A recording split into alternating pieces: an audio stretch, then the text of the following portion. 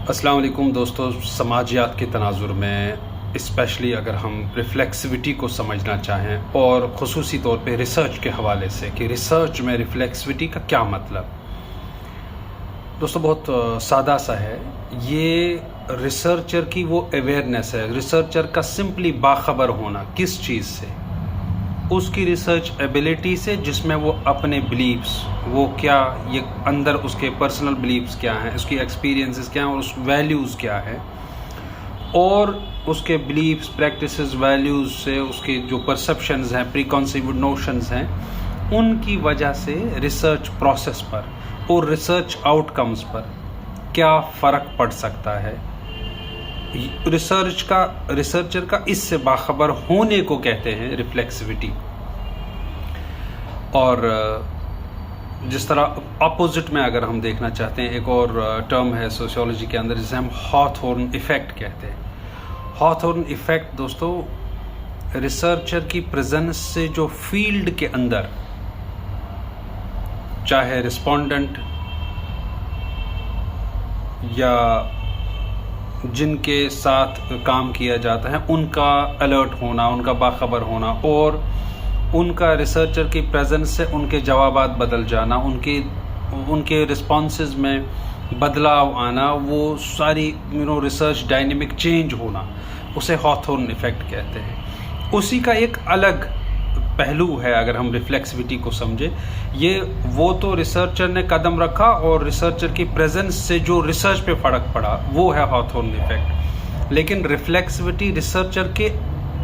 अंदर है, वो अपने उसके वैल्यूज़ जो हैं, अपने उसकी जो अवेयरनेस है उसके रोल की,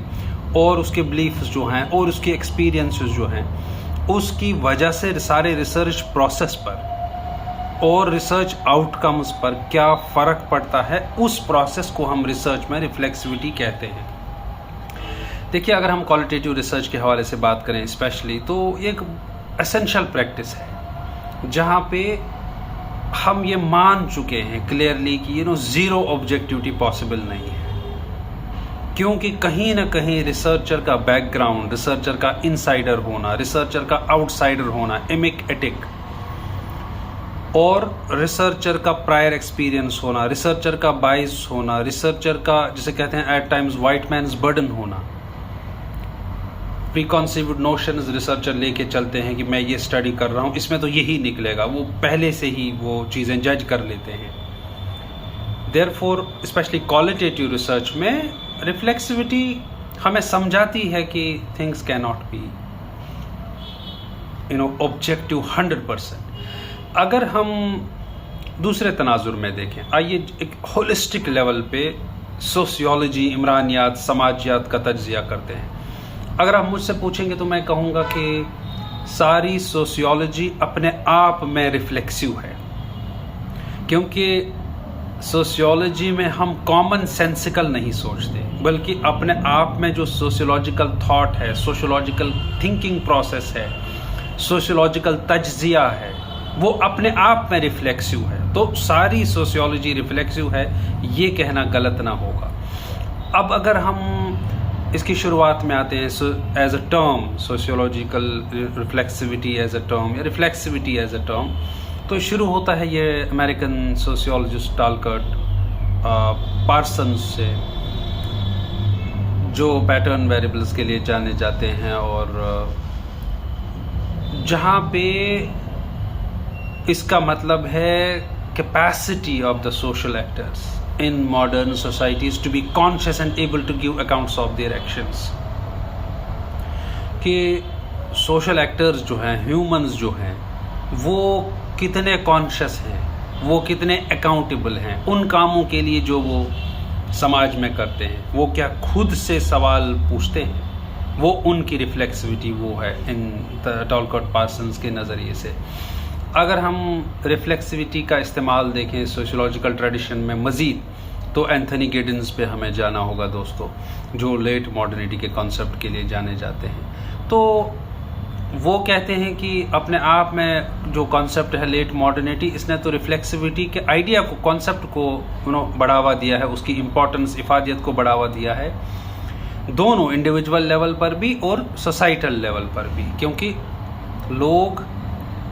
किस लेवल तक अपने अंदर के बायस से, थॉट प्रोसेस से और एक्शन से बाखबर हैं और सीरियस हैं, वो उस लेवल पर हमें एंथनी गिडेंस समझाते हैं। अगर हम बाद में इथनो मेथोडोलॉजी पे आए, how people create and maintain the orderliness of everyday life, Harold Garfinkel, तो वहाँ पे भी हमें इसके ट्रेसेस मिलेंगे, क्योंकि जो सोशल ऑर्डर जो क्रिएट होता है, वो जो कॉन्वर्सेशन प्रैक्टिस है, उसके अंदर कितनी रिफ्लेक्सिविटी है दोस्तों, वहाँ पे भी रिफ्लेक्सिविटी मौजूद है और एब्सेंट नहीं है। अगर हम बाद में इसका लेटर यूज़ देखें सोशियोलॉजिकल ट्रेडिशन के अंदर या रिफ्लेक्सिव सोशियोलॉजी को देखें, तो पार्सन्स के स्टूडेंट हैं एल्विन गॉर्डनर, जो सोशियोलॉजिकल इमेजिनेशन और जिसे कहते हैं of the discipline itself as a part of liberatory radical sociology कहते हैं दोस्तों, क्योंकि जहाँ सोशियोलॉजिकल इमेजिनेशन पे ऑलरेडी हम बात कर चुके हैं, ये एल्विन गॉर्डनर भी रिफ्लेक्सिव सोशियोलॉजी की बात करते हैं, हरोल्ड गारफिंकल के स्टडी में भी मिलती है, एंथनी गिडेंस के स्टडी में भी मिलती है, कॉन्सेप्ट्स में मिलती है, और दोस्तों टालकट पार्सन्स के भी ट्रेडिशन में मिलती है, उनके कॉन्सेप्ट्स में भी मिलती है। और तो और जो थियरिस्ट रिफ्लेक्सिव सोशियोलॉजी के हैं, अगर हम पियर बोर्दियू का नाम लें, कैपिटल के लिए, सोशल कैपिटल, कल्चरल कैपिटल के लिए जो जाने जाते हैं पियर बोर्दियू, उनके थॉट के अंदर भी रिफ्लेक्सिविटी हमें मिलती है। देयरफॉर सारी जो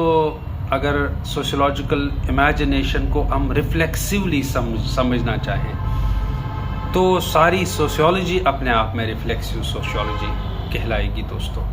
क्योंकि इसमें जैसे मैंने कहा कि किस तरीके से आप अवेयरनेस की उस लेवल तक पहुंच चुके हैं जहां पे आप सिंपली थियोरेटिकली अवेयर नहीं है, जहां पे सिर्फ आप एक फ्रेमवर्क हवा में फ्रेमवर्क नहीं बना रहे हैं, बल्कि आप समाज में क्या करते हैं, उन एक्शंस को कितना आपने रियलाइज किया है अपने अंदर, वो है रिफ्लेक्सिविटी। और जहाँ पे रिफ्लेक्सिविटी अपने आप में ये अवेयरनेस भी है, ये पता होना भी है कि देखिए बाइस तो आ ही जाता है, 100% ऑब्जेक्टिविटी इज़ नॉट पॉसिबल, और जो सब्जेक्टिविटी है, हमें ऑब्जेक्टिविटी को पाने के लिए भी सब्जेक्टिविटी का सहारा लेना पड़ता है, अचीविंग ऑब्जेक्टिविटी थ्रू सब्जेक्टिविटी।